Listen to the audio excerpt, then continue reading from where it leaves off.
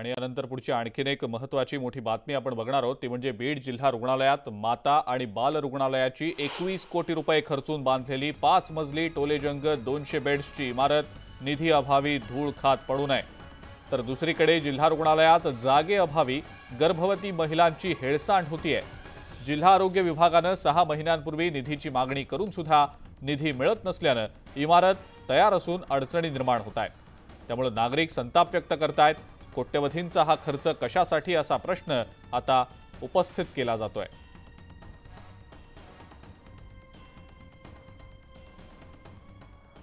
अधिक अपडेट या संदर्भातली आपण जाणून घेणार आहोत। सुरेश, बीड जिल्हा रुग्णालयातला हा अत्यंत संतापजनक प्रकार समोर आलेला आहे।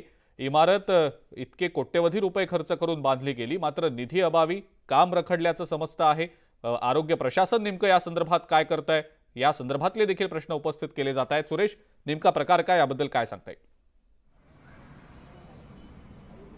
राष्ट्रीय आरोग्य अभियानाअंतर्गत 21.5 म्हणजे जवळपास 21.5 कोटी रुपये खर्च करून ही इमारत बांधली गेली होती आणि ही इमारत 1 वर्षापूर्वी बांधकाम करून पूर्ण झालेली आहे। मात्र या ठिकाणी ऑक्सिजन सुविधा, त्याचबरोबर फायर ब्रिगेडची जी यंत्रणा आहे, अग्निरोधक यंत्रणा, ती यंत्रणा, त्याचबरोबर तिथलं फर्निचर आणि इतर जे वैद्यकीय उपकरणं आहेत ते उपकरणं घेण्यासाठी जवळपास 7.5 कोटी रुपये लागतात। त्याची मागणी जिल्हा आरोग्य विभागानं 6 महिन्यापूर्वी केलेली आहे। मात्र या संदर्भात अद्यापपर्यंत निधी मिळालेला नाही।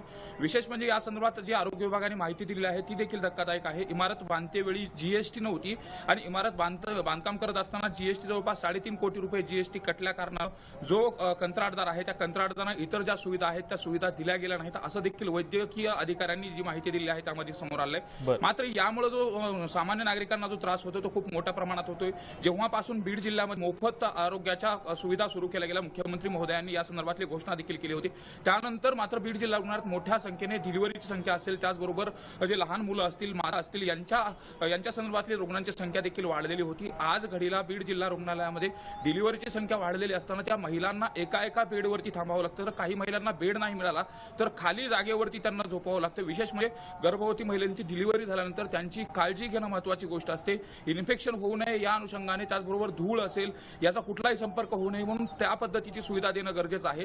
मात्र जिल्हा रुग्णालयामध्ये आज तशा पद्धतीची दिली जात नाही। ज्यावेळेस प्रशासनाला विचारलं जातं त्यावेळेस जागेची कमतरता हे कारण दाखवलं जातं। मात्र दुसरीकडे जी 200 खाटाची इमारत आहे, 5 म्हणजे टोलेजंग इमारत आहे, ती इमारत फक्त एकदा उद्घाटन केलं गेलं आणि त्यानंतर तिला लॉक लावलेलं गेलेलं आहे। आज तिच्यामध्ये धूळ साचलेली, एवढंच नाही तर जाळ्या देखील झालेल्या आहेत आणि जे काही लाईट फिटिंग वगैरे केलं गेलं आहे ते देखील आज कुठेतरी बंद अवस्थेमध्ये पाहायला मिळते। त्यामुळे कोट्यवधी रुपये खर्च केला आणि त्याचा जर सामान्य नागरिकांना फायदा होत नसेल तर नेमकी इमारत बांधली कशासाठी, असा देखील प्रश्न उपस्थित केला जातो। यामुळे आता संताप व्यक्त केला जातोय। सामाजिक कार्यकर्त्यांनी या संदर्भात आंदोलन देखील केलं। मात्र आता पालकमंत्री असतील, आरोग्य मंत्री असतील, या संदर्भामध्ये निधी देऊन ही अडचण सोडवणार का हे पाहणं महत्त्वाचं ठरणार आहे। अजिंक्य, ठीक आहे सुरेश, धन्यवाद। सविस्तर माहिती आपण दिलीत त्याबद्दल आणि आपण हा मुद्दा निश्चितपणे लावून धरूया, कारण टोलेजंग इमारत बनून तयार आहे, मात्र अंतर्गत सुविधा उपलब्ध नाहीयेत कारण निधीची कमतरता आहे।